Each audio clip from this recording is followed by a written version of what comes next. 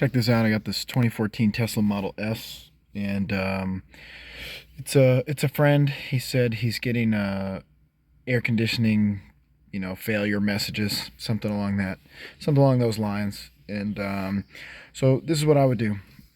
If you're comfortable trying to figure this out yourself, you're gonna go into here, go to software. You're gonna press and hold this, and then for a little bit, then let it go, and then type in the word service. Okay, we're gonna enable that, put it in service mode. Now when it's in service mode, go into the service settings, and then down here, and then not the service settings, but we're gonna go to the service alerts. As you can see, we've got quite a bit of different codes, but the main faults I'm concerned about is especially the D0010 compressor. So these two are giving me a really good idea. He's got a problem with his compressor. As you can see, it says schedule service. So that's where I come in. He talked with Tesla service as well, and he did get some information. He did not go and pay a full diagnosis, but in some of these are my fault because I've got frunk open, and I've actually taken some things apart to inspect already. But basically, I'm working off of this THC D0010. If you got that, you're probably going to have a similar issue to what I've got. So let me show you where I'm at so far. So I want to help everybody understand who's trying to figure this out. This is after the fact. So I've already done all my several days of figuring out the problem on this car. Now I'm just explaining to you. These two DTCs, you go in service mode, you can pull the service alerts, you'll get these codes. These two don't really mean much other than the compressor's not running. This D0010 I thought meant that, it's measuring the field windings or something in the DC driven compressor. It really, neither of these mean much other than your compressor doesn't run. So don't think that in a couple minutes in the video I'm going to say I think this is a compressor failure. It's not necessarily the case. Anything that will cause your compressor not to run will set one or both of these codes. Okay, first thing. Secondly, I got this code because I disconnected the pressure sensor. So if you got a problem with the pressure sensor, like an open wire or something, you need to get this code. And then last, this code is when you have low refrigerant. So if I were to redo my diagnosis, I wouldn't have spent a lot of time trying to check the refrigerant pressure. I would have just checked for this fault. If the refrigerant pressure is so low that it's locking the compressor out, you're going to see this service alert. Okay, so you get this one, you probably have a leak, or maybe the car's a little older, it does lose refrigerant over time, kind of like your tires. This one, you're troubleshooting the sensor. I know there's other codes for the thermal control unit communication. I don't have those because I didn't have that issue. But basically, if this were me and you were to pull these faults by putting it in service mode, I would say more than likely you've got the blown fuse in the DC to DC converter, and more than likely that fuse blew because your compressor's starting to pull high amps because it's older.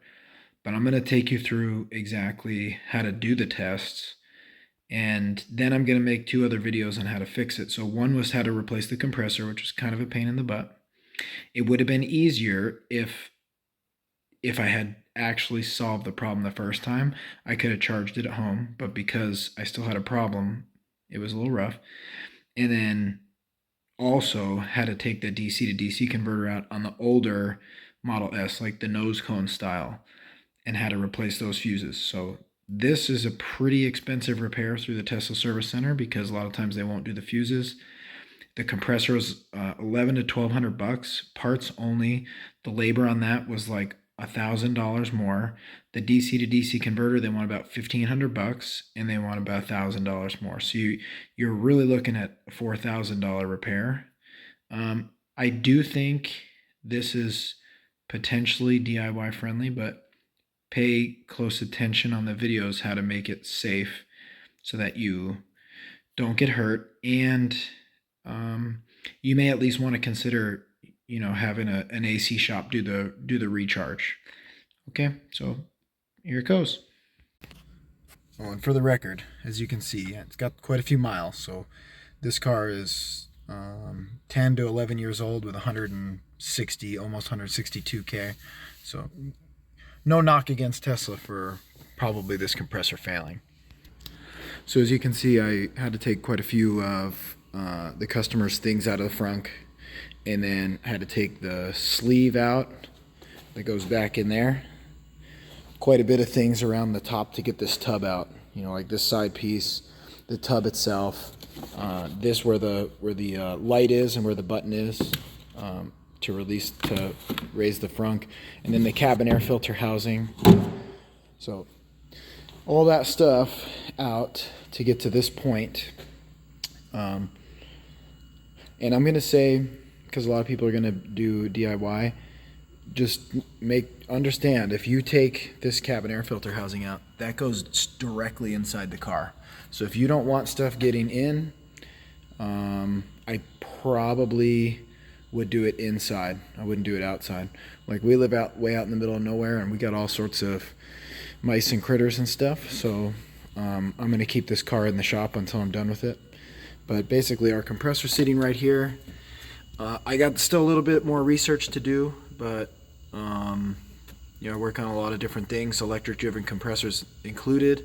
And basically, if that thing is setting a compressor fault, more than likely your problem is going to be the compressor. But it'd be worth doing a good visual, seeing if you see any leaks or anything.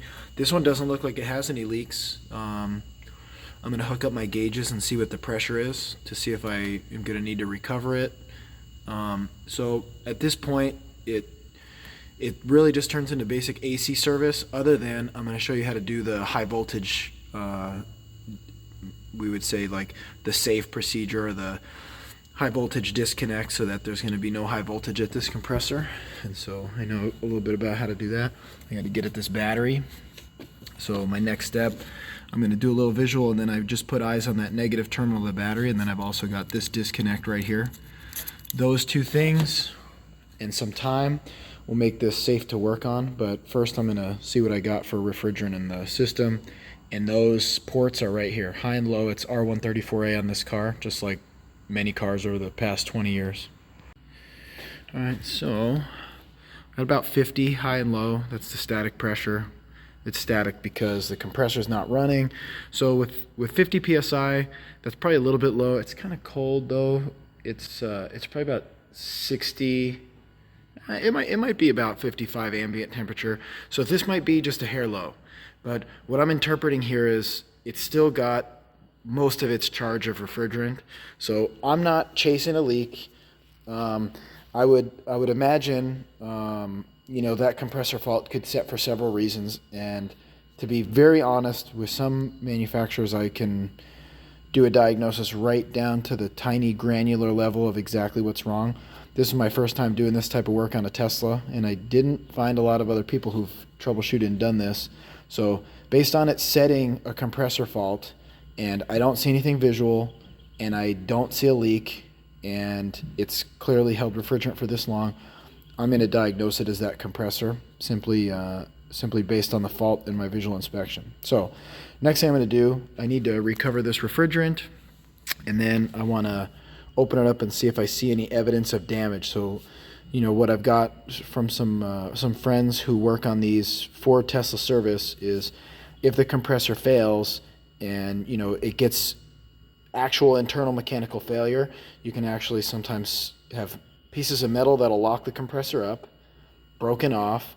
That'll set the code, and that metal can actually go into the lines. So I'm going to get into this a little bit more, but before I pull the lines off, I have to recover the system. So if you're DIY and you just come down here and unbolt this line right here, you're going to have R134A. You may call it Freon, but Freon was like a brand name for R12. So by all means, you call it Freon, but I'm going to call it refrigerant.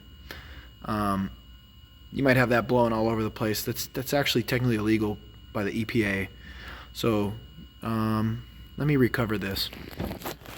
So the way we normally recover, we would get the AC compressor running, and then I would basically open up my tank where this yellow hose goes, and then open up this red valve, and that's going to essentially connect the red, which is the high pressure, to the yellow, which goes back to the tank, and then you power the vehicle on, and that compressor would pressurize the high side, and that would push refrigerant up here.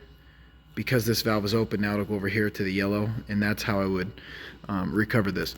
This one's going to be a little bit tricky, and so I'm going to say you need a full RRR machine, a recover, recycle, recharge machine.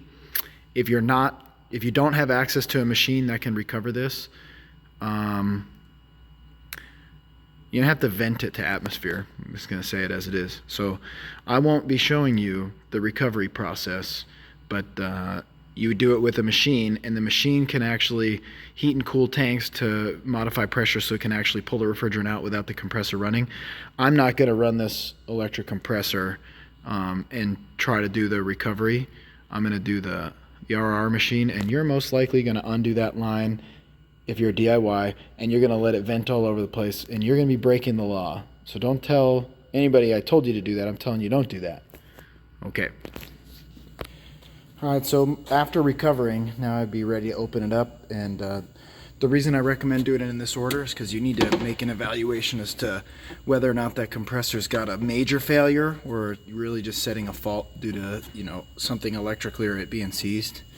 So I've undone these lines. There's a 10 millimeter here, 10 millimeter there. Take them out, look inside. I shine my light in really good. There's no signs of anything. And then same here, no signs of failure. So I'm feeling really good that it didn't send metal through the system. You may see, some sliminess. That's the oil, so that's normal. So basically, I know that this didn't trash the system. I know that it's setting a fault code for the compressor. I am going to speak with the customer. This compressor new is $1,200. I think it's actually a little bit more than that. But we found a used one for about $200. So more than likely, he's a good kid, but fairly young. I mean, this is a Tesla, but it's an 11-year-old Tesla, so he's looking to save money where he can. Probably going to have him get the used compressor. They sell them online. This place happens to be local, so I can get it today. And then I'll take you through the process of replacing. All right, I had him go get the compressor, so I'm definitely a little sketched out. Look at this compressor. Look at this compressor. For sure different.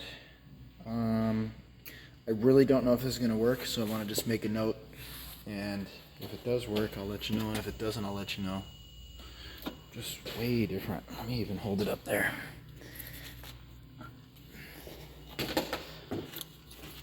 can see it's got a nice flat top on it. This one doesn't have any of that. The lines are in a slightly different spot, so it's not looking real good, but let me update you. Alrighty, so that compressor hasn't run. And I suspect it's because it still has these faults. It says these faults are active. So I need to look into how to clear these faults so that compressor will at least try to run. Alright, I've attempted quite a number of things, including actually connecting to the DLC and trying to clear codes. But my next thought is force a software update. So, see if this can clear those faults, but those faults are stopping the compressor from running, which won't allow me to finish charging, plus it won't allow me to fix the car all the way anyway, so to be determined. Alright, end of the day update. So this car's really been a pain in my butt. That fault will not clear, and due to the fault not clearing, I can't start the compressor, so I can't finish the charge of the AC. So what I'm going to do, I'm going to take it to my job, and I'm going to use the full RRR machine. Alright, go for the 770. 0.770 kilograms.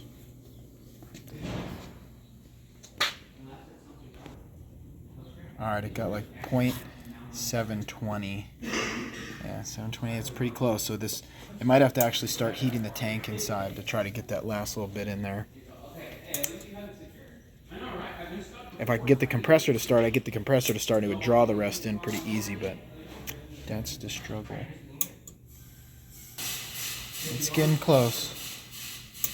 Definitely getting there. I think it's gonna make it. Yep. There we go. Yeah, it did. Alright, so good news, I got it fully charged to the exact spec. Bad news, still not working. So let me go under here.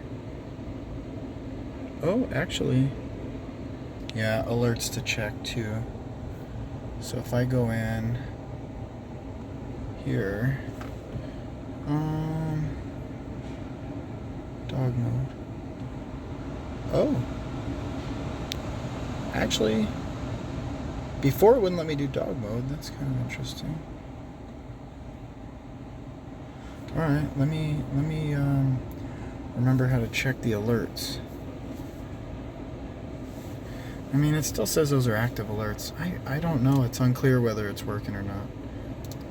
Let me turn the temperature down. Go here.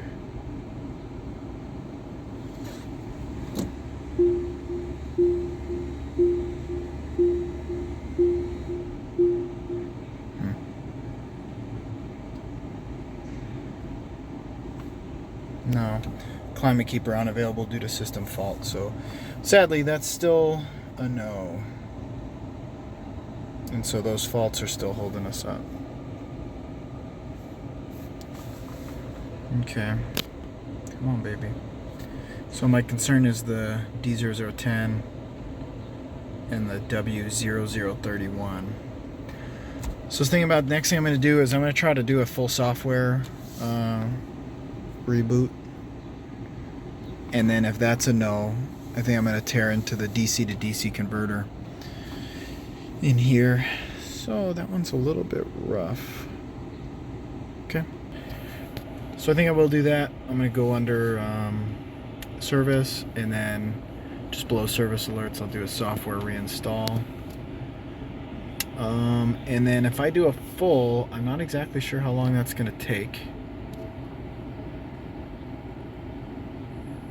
And I don't have really good cellular. So I gotta think about whether I'm gonna do that. I may just do a can for now. Just go for it. I'm gonna do the can, which I had done before, but I didn't have it charged all the way, so I probably don't think this is gonna work, but I'm gonna give it a shot. Alright, sadly, tried update after update, all sorts of stuff, still can't get it to work. It's a pretty hot ride back home, so I know this guy, he really needs to get this fixed. So in a way, to be very honest with you, even with, I got quite a few little qualifications under my belt, I'm tempted to tell him, hey, take the thing to Tesla, because I'm just so limited in what I can do. You know, I'd really like to run the thermal test, but I can't, because you need to have Tesla Toolbox 3. So I'm pretty close. I'm going to do one more thing on this, like I was saying. I'm going to check that DC to DC converter for fuses. And that's really about all I can do on this thing. So get ready for that, I'm going to put in jack mode, because I notice this air suspension is a little more picky than others. And then I'm going to put it in service mode.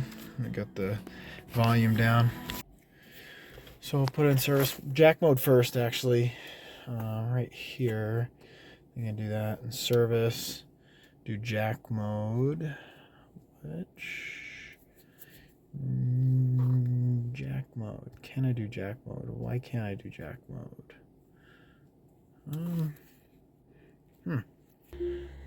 Alright, I just had to power it on by hitting the pedal. Now I'll do jack mode.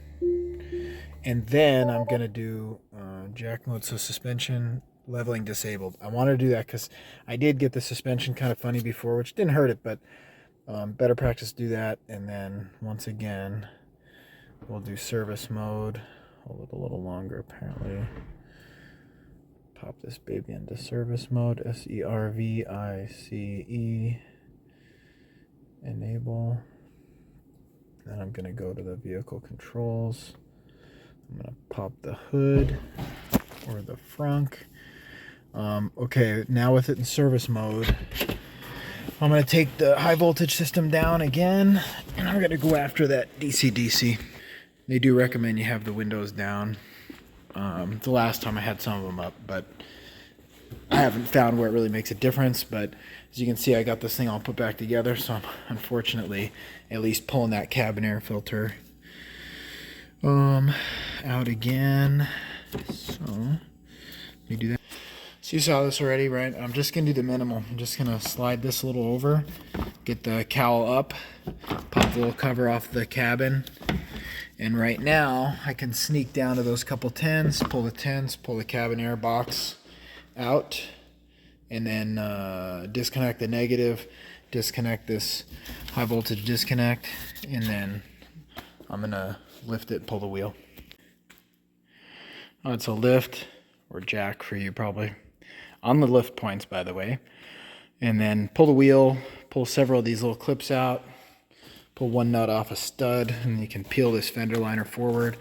Now we're staring at the DC to DC, and I did get some good service information on this. So this is not just like a figure it out. I've actually got proper procedures here. All right, so this is in the car. You should be able to see fairly well. So what I'm about to do, I'm gonna access this panel right here. These are the two wires. This one's minus and this one's positive from the high voltage battery. So this should be down because I disconnected the service disconnect and also disconnected the negative terminal. But we're gonna make sure. To start, I pull that 10 and then T20 Torx.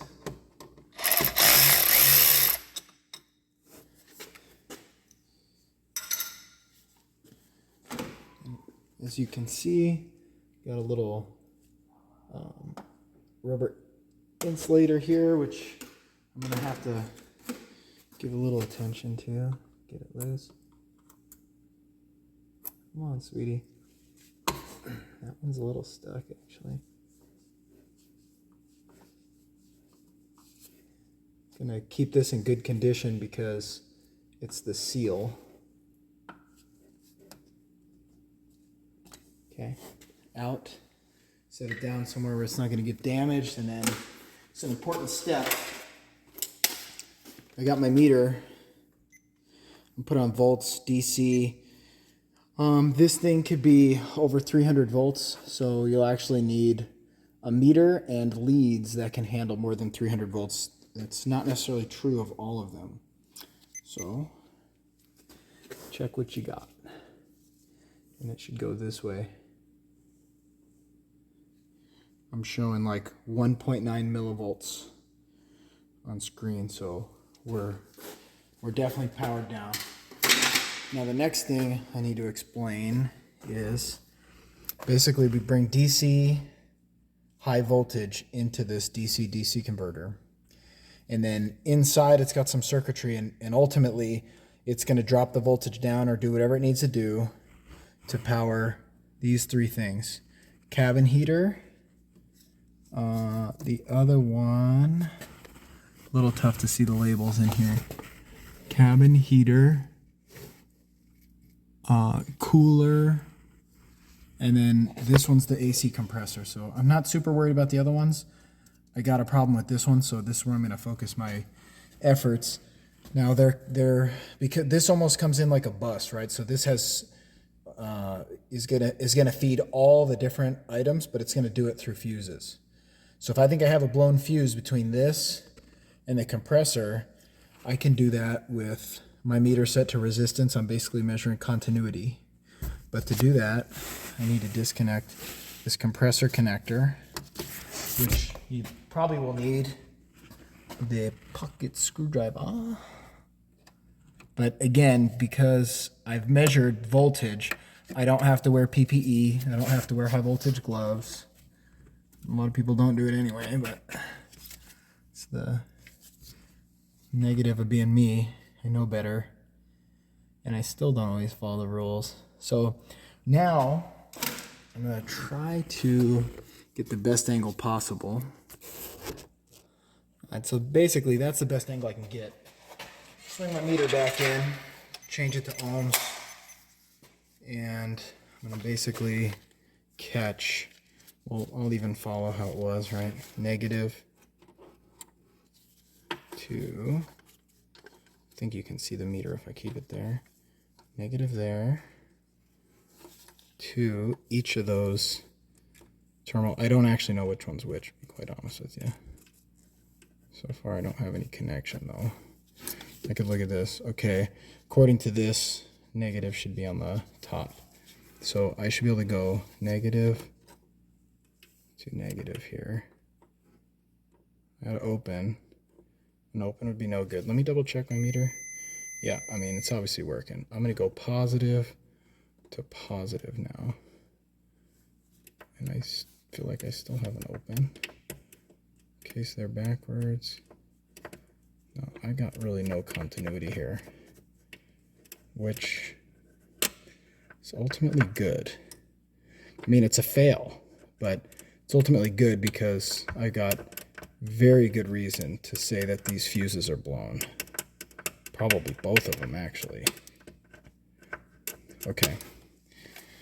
Cool. I may do one or two more checks just because this is my first time doing this. I follow the logic, but I may actually disconnect one of these and just make sure I'm getting continuity there just so I'm not tripping. But I'm following service info, so that service information test tells me I got blown fuses that are inside the DC-DC converter that I can order, and then I can pull this out and break the seals and reseal it with RTV type. So I think I've actually got it officially diagnosed, and it hasn't been all that fun. It's a good chance that compressor was bad and blew the fuses, but I'll tell you what, if I was, you know, if this was 12 volt stuff that I normally work with, this would have been an easy diagnosis. I would have just found if it has 12 volts in ground at the compressor, but I can't test this 300 something volts. You can't back probe those orange high voltage cables. So fairly conclusive, but I'm gonna double check and confirm. But I've really gone through and fine-tune these measurements, so this is what I found for sure. So I'm gonna keep it on ohms, right? It's a continuity test. That would be perfect. And then I'm gonna do, remember, black is the left one. Well, I guess it doesn't really matter anyway, but, and then I'm gonna go cabin heater, negative. And you notice I got a number. Then I'm gonna go battery cooler, got a number. Then I'm gonna go compressor, got a number. Then I'm gonna go to the red, and I'm gonna go cabin heater, got a number. Battery cooler, got a number. Compressor, no number. Okay, so that is positive to negative. But the positive of the compressor is the lower terminal, right? So positive of the compressor to positive of the battery. I haven't been able to get anything. It's open, open, open. All right, so the fuse for the positive drive of the compressor, it's gonna be blown. So no problem, I'm gonna talk with the customer, tell them I'll order the fuse, plan on pulling the DC-DC. There's the real measurement.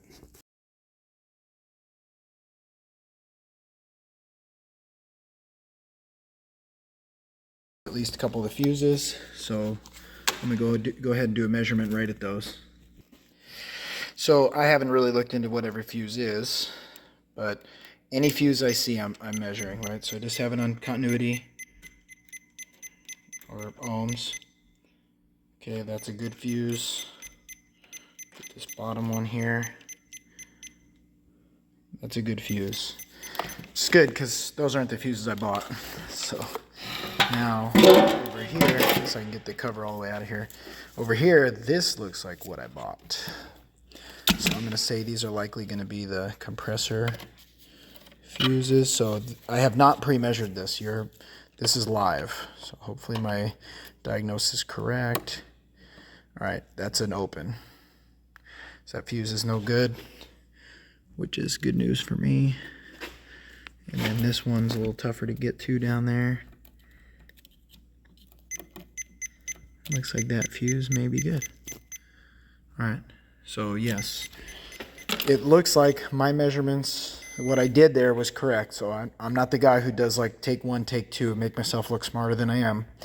I am no genius, but that makes sense. So I'm going to replace both of these fuses. I'm going to get a good look at this and see if I see anything else that should be done while I'm in here.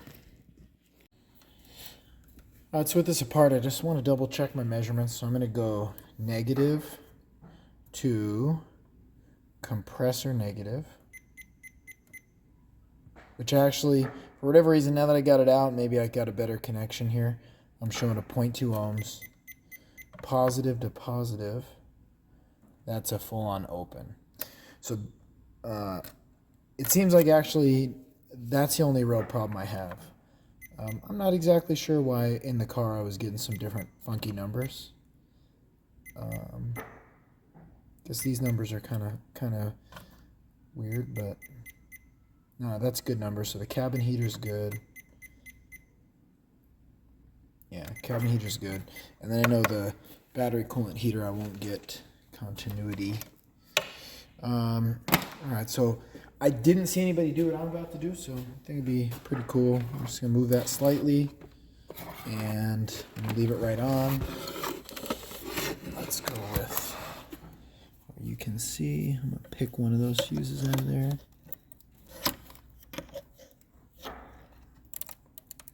Ooh, they're in there.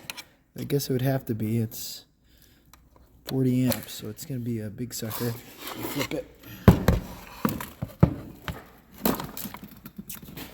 Okay, yeah, you can mostly see.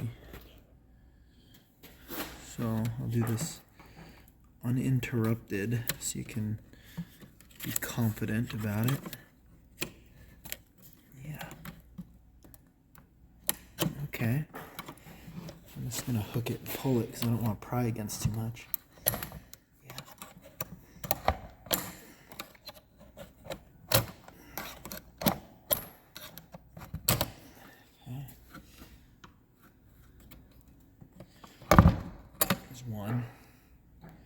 One, let's see where it goes. And the second one, and definitely don't pierce any of this insulation on these wires, because with high voltage in there, if it shows any leakage of the voltage, that's going to be a loss of isolation, or like an insulation failure. So that would give you a problem. So these are pretty hard to pull out, but be gentle anyway, the best you can. And I'm kind of close to that connector, so it'd be, I guess, especially gentle here. I think for this bottom one, I'm going to try to yank it out the side. Yep, I got a pair of pliers on me right here. I think out the side was good, so there's the two no good fuses. I mean, technically one was good, but I'm not going to change one. And then here are my brand new ones. So I'm going to shove that one kind of in the side like how I pulled it out.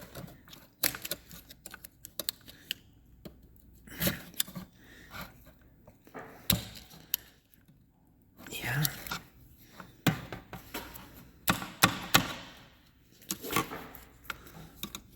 A lot of little tags in the way here.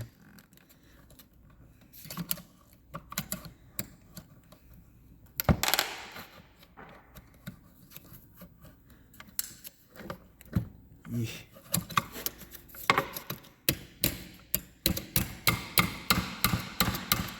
Okay. You're annoying me now.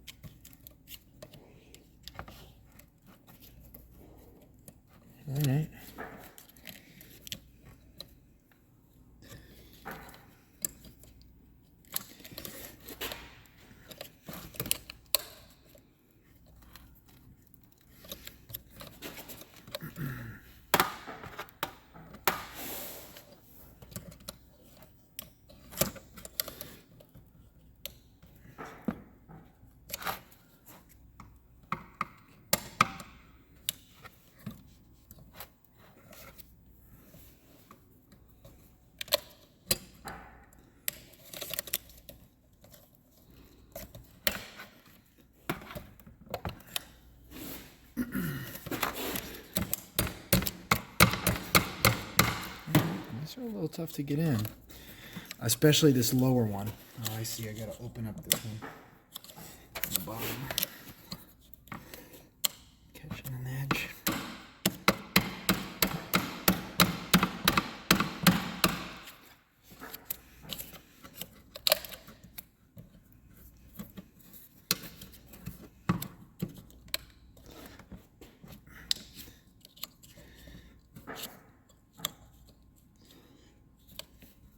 Okay. You make me mad. I've got a tool that'll work great for this.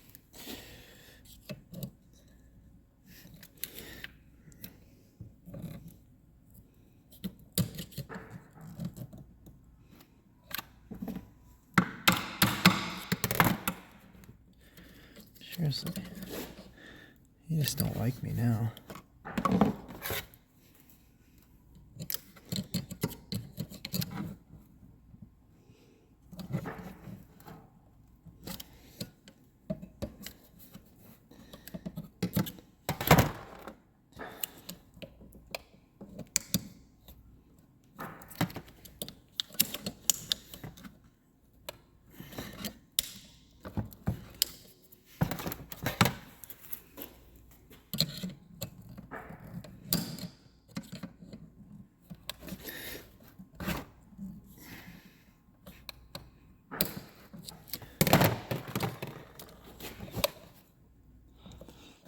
Alright, got this at a different angle here.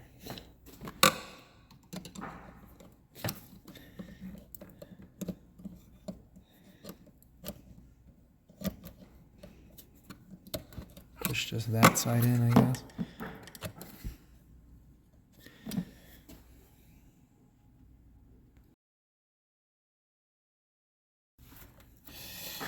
Now with the new fuses in, I'll do negative to negative.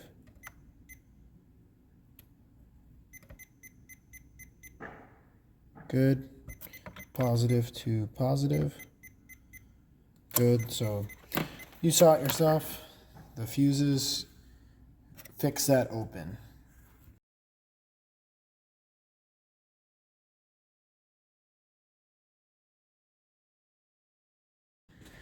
Okay, so just button that up.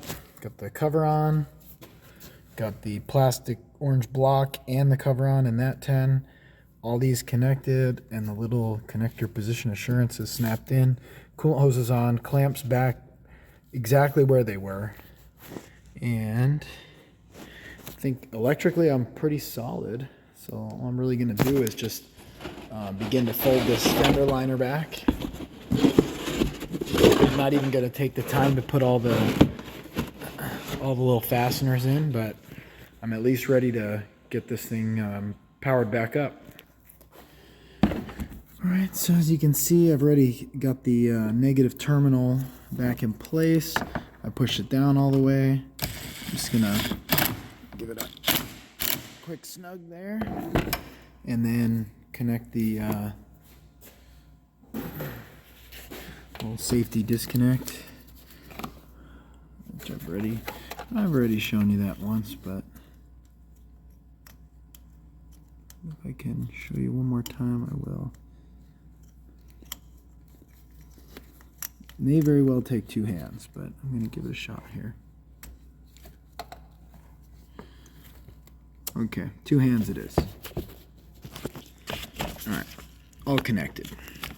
Now, here's the real moment of truth. Now, I still have to put that cabin air filter housing and everything in, and I still have to do this fender liner, but this is the moment that I'm waiting for. Right, I'm still in service mode, I know that. Okay.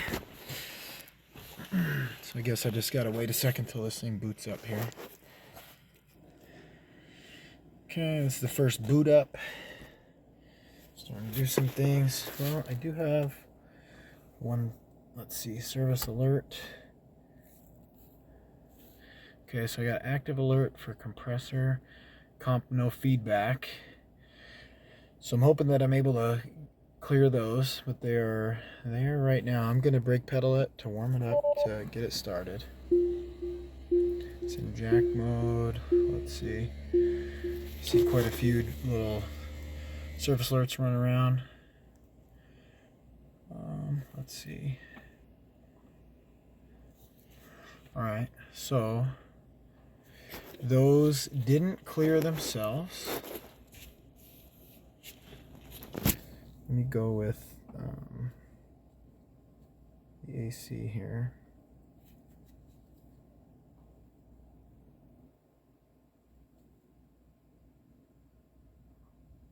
Okay. Eventually this thing will let me do something. So it still does say down here, climate keeper unavailable due to system fault. Even though I'm pretty sure that I've fixed that system by now.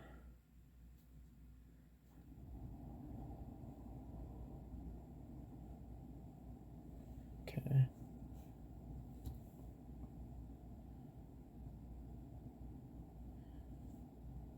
All right. So I think what I'm going to do is like what I did previously. I'm going to go here, go to software, reinstall, tell it I'm going to do a CAN ECU, and that's going to, like basically reprogram the ECU, and that should clear the faults. Okay. Now I can go put together that fender liner, and hopefully I come back to this thing working. All right, first boot up since hitting that reprogram. Definitely gonna be pretty excited if it's working.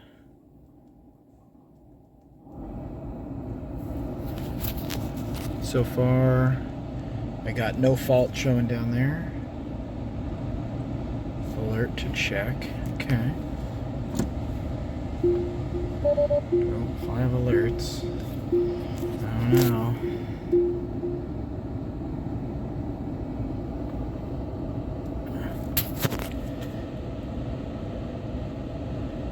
I don't know what's up with that comp no feedback. I might have to do more of a reset. No, still got a system fault even with the new compressor and new fuses. Ugh, this one's been a long, rough one. Let me look into some things. Update. I yanked it all back apart. I'm just shocked that it didn't work. And I mean, you saw I measure the fuse. The fuse is blown. There's no two ways about it. It seems logical to me that the fuse blew because the compressor was aging 160,000 miles, pulls high current and blew it. So I was feeling really good, and then I was super disappointed. I just did a full software reinstall, still set the code, and I looked at all the wiring diagrams. I just made sure there's no other power sources that could be lost. And then I pulled the tub back out, and I started looking at the compressor. I started wiggling. I didn't play with the high voltage, but I started wiggling the low wire, and all of a sudden, boom, the compressor kicked on. You hear it? And for the first time, the condenser fans kicked on. So, I probably should have been a little more thorough knowing this was a junkyard compressor and really cleaned out that connector, because I took it apart, cleaned it out. It's a little bit of, like corrosion. Snapped it back in tight with a little bit of dielectric grease, and now it's running. So this car kind of frustrates me, but there's so many different factors with using used parts, so it is what it is. Now, the faults have not cleared, but I know that compressor's running because I can hear it. In fact, as soon as I touched that connector, I felt it. It kind of scared me, to be really honest. But I should show you. Well, actually, after running for a little bit, it looks like the faults. It still has an active alert for the compressor, so it no longer has compressor feedback. So this is my plan. Now that I know the compressor's running, what I'm going to go ahead and do, I'm going to try to do a little trick to see if it would clear it. I saw I can do let me it was... it's a way that I can change the wheel calibration. There we go. So under service, I'm going to just knock out a quick wheel calibration change. I'm going to go from like the Sonic Cyclone to the Slipstream. Confirm it. And basically what this is going to do is it's just a quick way to do a full reset. I don't think I needed to do any of those reprograms or like what I was doing. I think it was just that I still had a fault. I had one fault, which was the compressor that caused the fuse blown, and then I changed the compressor. I still had a fault because the fuse was blown, and then I changed the fuse and I still had a fault because that connector was not real clean, and now I should have no problems. So that fault I think should clear with just doing a wheel calibration. Also probably that would clear if I shut the car down completely and walked away for a bit. But I'm gonna show you right now. All right, so it's just booting up and give me a message, something like, "Hey, we've updated your wheel calibration and relearned your TPMS sensors," and that's great. I didn't really care to do that, but again, this is a good way to do a full reset without waiting for the car to go to sleep. I basically just put it to sleep. All right, come on, sweetheart. I'll actually pedal it so it wakes up. So like I said, it's doing a full reset. So I tried to wake it up. It's not quite there yet. Can be soon.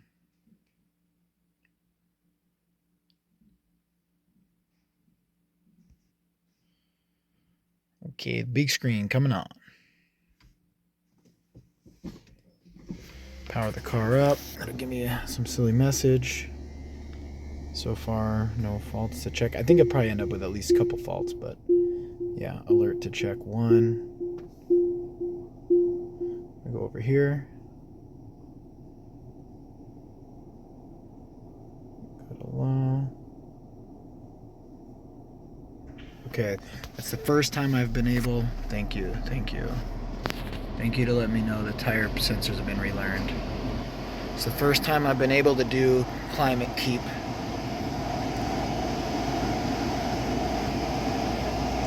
Okay, so first time I've seen that, so I got it fixed now.